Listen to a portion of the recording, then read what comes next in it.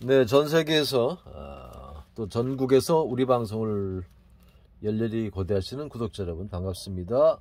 이미 1급 한자 강의는 끝나 있죠. 여러분들 1급 한자 171강이라고 유튜브에 치시면 강의를 보실 수 있는데, 요거는 도표를 이용한 속성 강의입니다. 복습 차원에서 봐주시기 바랍니다. 창과 전쟁 무기하고 있는 것이죠. 이게 창과자인데 창과자에 요 나를 강조한 글자입니다. 그래서 이렇게 옛날 그림 보면 돼 있습니다. 요 날이 강조돼요. 그러니까 날이 강조된 창이다. 뭡니까? 도끼를 뜻하는 글자입니다. 도끼 무자입니다. 도끼 무자. 그래서 기본적으로는 도끼의 뜻을 갖고 있습니다. 여러분은 무사화 그러죠? 다섯째 천간 무자.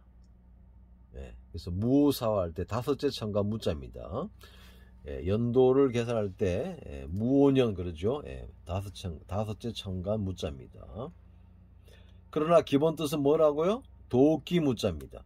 여러분은 전쟁터에 나가는 군인들이 이 손도끼를 들고 한 10만 명이 서 있을 때 도끼를 손에 들고 쳐들고 있는 모습을 한번 영화 장면을 한번 상상해 보세요. 그러면 그것이 멀리서 볼 때는 마치 나무나 숲을처럼 무성해 보일 거예요. 그래서 여기서는 무성할 무자, 우거질 무자가 됩니다. 숲이 아주 무성한 그 모습과 이 10만 대군이 손에 손도끼를 들고 있는 모습이 멀리서 볼 때 비슷해요. 그래서 무성하다, 우거지다 이런 뜻도 갖고 있습니다. 기본 뜻은 도끼입니다. 그런데 이게 이제 무성할 무자도 되는데 이게 천간 무로 사용되니까 무성하다, 풀을 집어넣어서 무성하다, 무성할 무자입니다. 무성할 무자입니다. 도끼의 기본 뜻이 있어요. 자, 도끼와 이게 뭡니까? 아제비 숫자죠. 아제비 숫자인데 콩쑥도 되죠. 콩대. 그러나 요것이 사라지고 아제비 숫자입니다. 콩을 수확하는 장면일 수도 있고, 전쟁터에서 아제비, 즉 함께 전쟁 무기를 들고 전쟁하는 우리 편은 다 아저씨잖아요. 다 우리 편은 옛날에 뭐 시족 전쟁, 부족 전쟁이었지 뭐 용병들의 전쟁이 아니잖아요. 이번 월드컵 보니까 프랑스 같은 나라는 뭐 프랑스에 원래 프랑스 사람들은 거의 없는 것 같고, 아프리카 이민들, 그들이 옛날에 지배했던 나라들의 그 이민자들이 와서 거의 구성돼 있어요. 옛날로 말하면 정말 용병들이잖아요. 그런데 그래서 프랑스가 우승을 아르헨티나가 했습니다만, 아무튼 요즘은 이제 전 세계가 그렇게 뭐 이 다민족 이렇게 바뀌었어요. 국가 구성원이. 그래서 한국에서도 단일 민족이란 말이 잘 안 쓰고 있잖아요. 우리도 이제 뭐 이민자들이 많고 제3세계에서 온 사람들도 많고 이럽니다. 그런데 예전의 전쟁들은 다 부족과 시족의 전쟁인데 그 전쟁하는 사람은 다 친척이에요. 우리 삼촌, 사촌, 외사촌, 뭐 당숙 뭐 이래요. 그러니까 전쟁 무기를 들고 있는 이 아저씨는 다 같은 시족 부족이야. 그래서 이게 뭐예요? 결의 척자, 친척 척자입니다. 혹시 콩으로 보면 콩 농사를 졌는데 농사를 같이 수확하는 사람들도 다 친척들이었겠죠. 인척 척자, 친척 척자, 결의 척자입니다.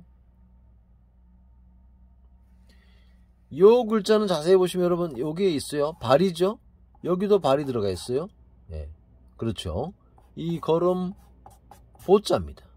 걸음 보자의 중간에 도끼가 들어가 있는 거예요. 그러니까 걸음을 잘라 가지고 걷지 못하게 만든 장면이에요. 우리의 걸음을 걷지 못하게 만드는 것, 즉 우리가 인생을 살아가는데 갑자기 걸음을 못 걷게 되는, 늙어가지고 이제 쇠약해져서 더 이상 걷지 못하게 만드는 것은 뭡니까? 도끼입니까? 뭐가 가장 무서워요? 우린 세월이 참 무섭습니다. 왜?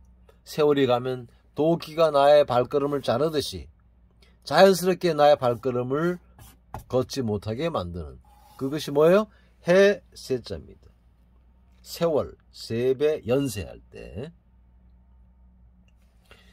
자, 요 글자는 또 보세요. 요 글자는 요렇게 돼 있잖아요. 마치 이렇게 정돼 있는데, 옛날 그 갑골문 보면, 갑골문에는 이 창 밑에 요렇게 돼 있어요. 요 입구자가 있습니다. 그러니까 전쟁터에 나가서 도끼로 상대방의 목을 벤 모습이에요. 전쟁터에서 나가서 상대방의 목을 뱉다는 것은, 목을 쳤다는 것은 뭡니까? 전쟁에서 승리한 것이죠. 그러니까 저 글자가 뭐예요? 성취, 달성, 성공의 이룰 성자입니다. 전쟁터에서 적군의 목을 댕강 냈다는 것은 이루었다는 얘기예요. 정복했다는 얘기예요. 성취했다는 얘기입니다. 그래서 이룰 성자입니다. 일본 학자는 달리 해석하는데, 여러분 교재 1급 교재 171강에 보시면 거기에 첨언이 돼 있죠. 그런 교재에서 봐주시기 바랍니다. 자, 이루다, 성취했다, 전쟁에서 이겼다는 얘기예요. 전쟁에서 이기고 온 군인들을 어떻게 해야 돼요? 아주 융성하게 잔치 벌여주는 장면이죠. 성대하게 잔치를 벌여주는 장면입니다. 음식을 대접에 담아서. 그래서 성황리에 극성, 왕성, 진수성찬할 때 성할 성자, 성대할 성자, 담을 성자입니다. 전쟁에서 이기게 되면 뭐도 빼앗게 되는 거예요. 땅도 빼앗게 되는 것이죠. 그렇습니다. 땅도 빼앗게 되는데, 그 땅을 빼앗기지 않으려고 뭘 쌓아요? 토성을 쌓죠. 그래서 저 글자가 성성자, 제성자입니다. 토성, 성곽, 성벽, 철옹성할 때 이 토성으로 만든, 성곽으로 만든 성을 빼앗는 거예요, 사실은. 그렇죠. 성성자입니다. 우리가 성취를 하기 위해서, 성공을 거두기 위해서는 어떤 것을 정말 이루려면은 말을 어떻게 해야 돼요? 그냥 아주 성의 없게 말하면 안 되겠죠. 아주 정성스럽게 말해야만 어떤 규정한 것을 손에 넣을 수 있습니다. 여러분이 사랑하는, 좋아하는 어떤 그 사람을 내 아내로 삼기 위해서 장인 될 사람을 만나러 갔습니다. 그럼 어떻게 말을 해야 되겠습니다? 지극정성으로 말을 해야, 성의를 다해서 말을 해야 줄까 말까, 줄덩말덩입니다. 그래서 정성, 충성, 지성감천의 정성성자입니다. 정성을 다하게 해서 말해야만 어려운 일을 성취할 수 있는 겁니다. 그렇게 해서 성취하게 되면은 하늘에 태양을 딴 것처럼, 별을 딴 것처럼 환해집니다. 밝을 성자입니다. 요 글자가 뭐라 그랬어요? 도끼 무자입니다. 천가무로 사용이 되지만 도끼 무자예요. 요 글자와 비슷한 글자가 사실은 요 글자입니다. 도끼 월자입니다. 요렇게 한 글자죠. 도끼, 나를 상징한 도끼 월자입니다. 거의 비슷합니다. 도끼는 뭘로 만들어요? 쇠로 만들죠. 그래서 쇠도끼, 도끼 월자입니다. 부월, 작은 도끼와 큰 도끼를 부월 그래요. 도끼. 색깔이 벌써 틀리죠? 1급을 넘어가는 글자입니다. 요 글자는 달릴 주가 사용됐죠. 도끼를 들고 적진의 성을, 적진을 향해서 달려갑니다. 넘어가죠. 사다리를 놓고 넘어갑니다. 적진을 넘어갑니다.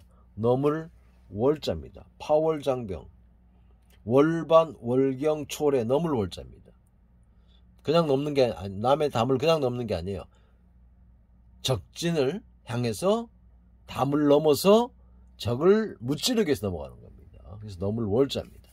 이 도끼 무자를 창과자의 나를 강조한 글자인 도끼 무자를 이해하면 이런 글자들은 우리가 쉽게 파악할 수 있는 것이죠. 수고했습니다.